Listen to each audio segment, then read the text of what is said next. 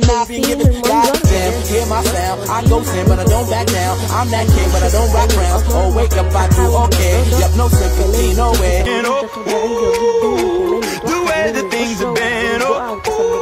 وبتشيل الجلد الميت اللي طالع من ايديا. وبر تحفه جدا يا بنات، بتنظف البشره، بتطلع كل المشاكل اللي في البشره. اول حاجه هنا معايا الخميره بتاعه المخبوزات، الخميره اللي هي بتاعه الخبيز. خدت كيس خميره فوريه وحطيت عليها حوالي معلقتين حليب كبار، وهبدا ان انا اقلبهم كويس لحد ما الخميره تخمر معايا وتبدا انها تتفاعل مع الحليب. اهم حاجه قلبيها كويس جدا لحد ما الخميره تدوب معاكي تماما. الخميرة من الحاجات الحلوة اللي بتنفخ الخدود وبتورد الخدود، وكمان بتفتح البشرة، وكمان بتخلي البشرة نقية وصافية جدا، وكمان بتوحد لون البشرة وبتفتح بطريقة رهيبة. الحليب طبعا مغذي جدا للبشرة ومفيد، وكمان بيزيل البكتيريا وبيفتح البشرة جدا جدا. قلبي بقى كل المكونات لحد ما الخميرة تبدأ تدوب معاكي وتبدا انها تتخمر او تخمر مع الحليب كويس قوي. انا هنا حاولت ان انا ادوبها تماما، فهنا دابت معايا زي ما احنا شايفين على قد ما قدرت. هعمل معاكم النهارده وصفتين حلوين جدا، وصفه للشعر من الخميره ووصفه للبشره. هنا انا هركن الخميره بعد ما سبتها في الحليب شويه، وهبدا ان انا كمان هسيبها شويه كمان لحد اما تبدا تخمر شويه معايا. جبت طبق تاني وهبدا اضيف عليها معلقه من النشا او الكورن فلاور. النشا او الكورن فلاور من الحاجات اللي بجد رهيبه، بتنعم الشعر وبتخلي شعرك حرير وبتمنع الرطوبه من فروه الراس. وكمان هنا هضيف عليها معلقه من زيت جوز الهند او كريم جوز الهند. هاخد كده معلقه مليانه من معلقه الشاي، امليها كده، انما المعلقه اللي انا بحط بيها دي بتبقى صغيره شويه عن معلقه الشاي، عشان كده انا حطيت معلقتين ممسوحين. هنا هبدا ان انا اقلب كويس قوي النشا مع زيت جوز الهند لحد ما يدوب معايا تماما. زيت جوز الهند بيطول الشعر جدا، بيدي ريحه رهيبه للشعر، كمان بينعمه وبيدي لمعان رهيب للشعرايه. بجد حلوه قوي الوصفه اللي احنا بنعملها دي للشعر، انما الوصفه اللي احنا هنعملها بعد دي هتبقى للوش. تمام. هنا انا دوبت كل النشا او خفيت النشا خالص مع جوز الهند، وهبدا اضيف معاها جل صبار. جل الصبار بيطول الشعر وبينعمه، وكمان بيخلي ملمس شعرك ناعم جدا، ما بيخليش كمان شعرك فيه خشونه او هيشان، بيخلي الشعر ناعم زي الحرير. قلبت بقى كل الوصفه الجميله دي الاول.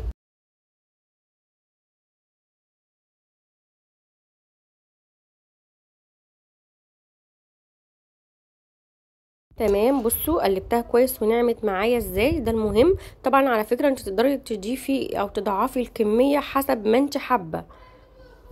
هنا بقى هبدا ان انا اجيب معايا الخميره اللي احنا عملناها بالحليب، وهبدا اضيف منها معلقتين 3 كده.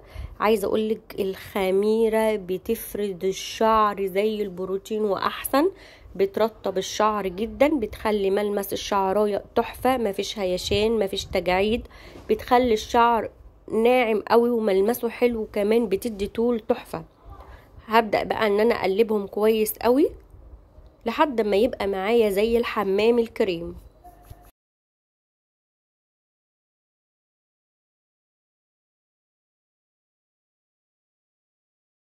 اهم حاجه قلبيها كويس قوي عشان لما تيجي تفرديها على الشعر تبقى ناعمه جدا وما تبقاش مكتله معاكي. بصوا تحطيها على شعر رطب، وابدأي ان انت تفرديها من فروه الراس لحد الاطراف. بجد رهيبه يا بنات، جربوها، خطيره قسما بالله، حاجه وهميه. فرد شعر، تنعيم، تطويل، مفيش هيشان مفيش تجاعيد، بتفرد الشعر بطريقه حلوه قوي. هنا انا خلصت اول وصفه احنا عملناها للشعر من الخميره، حلوه قوي وريحتها كمان تحفه جدا. يلا بقى نركنها ونعمل وصفه البشره، بجد جميله. يعني انت معاكي وصفتين، هتدلعي بشرتك وهتدلعي شعرك كمان. هنا الخميره بالحليب اللي احنا عملناها. تمام، قلبي بقى كويس لحد ما احس انها دابت، وهبدا ان انا اضيف عليها معلقه من النشا او الكورن فلاور.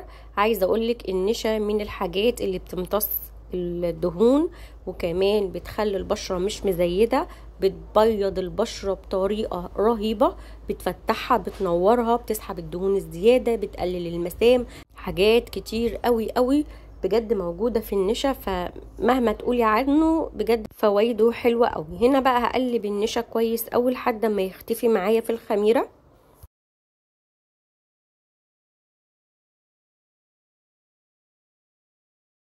تمام كده، انا هنا قلبتها اهو كويس.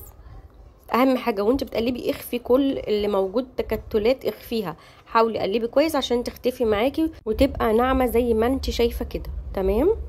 هبدا اضيف عليها فيتامين اي. الفيتامين يا بنات من الحاجات السحريه للبشره، بجد بتشد البشره، وكمان مفيده جدا للبشره، وبيصغر سنك لانه بيغذي البشره جدا، لان بشرتك بتبقى محتاجه الفيتامين ده.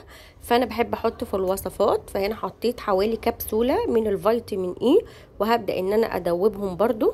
حاولي دايما فيتامين اي يبقى متاح عندك في البيت.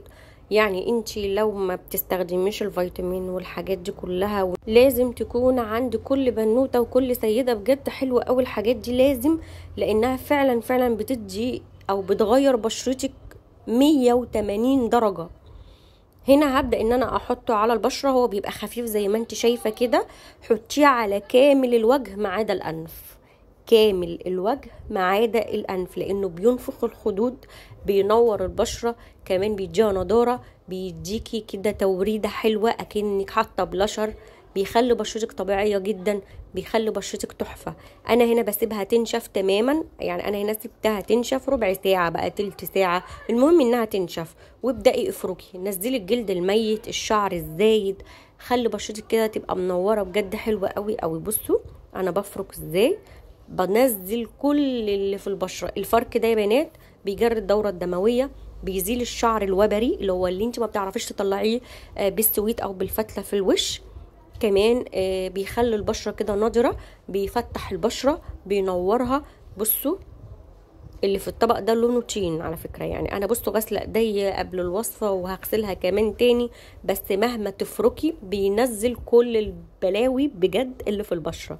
جربوها حلوه قوي قوي. بصوا اهم حاجه بعد ما بتغسلي بشرتك كويس جدا، ميه ورد او تلجه، وابدأي مرريها على البشره كلها، وابدأي كده حطي الترطيب بتاعك. ده اهم حاجه عشان البشره ما يبقاش فيها جفاف. وكمان الترطيب مهم جدا بعد اي ماسك. يعني اي ماسك بتستخدميه اعملي ترطيب مهم جدا، علشان ده اللي هيخلي البشره ملمسها ناعم، هيقلل التجاعيد فيما بعد، مش هيبقى عندك تجاعيد. عملت لكم احلى وصفتين، وصفه للشعر ووصفه للبشره. يا رب يكون عجبكم، واشوفكم في فيديو جديد. باي باي.